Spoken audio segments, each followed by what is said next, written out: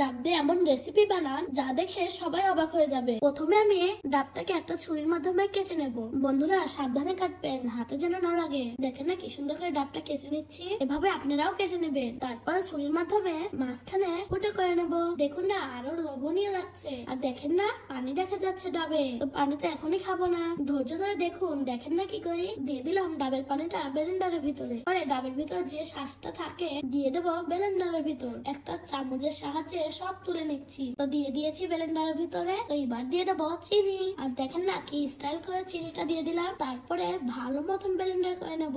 আপনাদের বাসায় যে ব্লেন্ডার না থাকে আপনারা যে কোনো কিছুর মাধ্যমে মিহিন করে নিতে পারেন। তো আমার ব্লেন্ডার করা শেষ। দেখেন দেখতে একদম সাদা দুধের মতন লাগছে। তো এবার আমি ব্লেন্ডার করা মিশ্রণটি দিয়ে দেবো সেই ডাবের ভিতরে। তো দিয়ে দিলাম ডাবের ভিতরে। আর যে গরম পড়েছে, ঠান্ডা ঠান্ডা না খেলে কি চলে, দিয়ে দিলাম কিছু বরফ। আরো দেখতে লোভনীয় লাগছে। Bye bye, tata.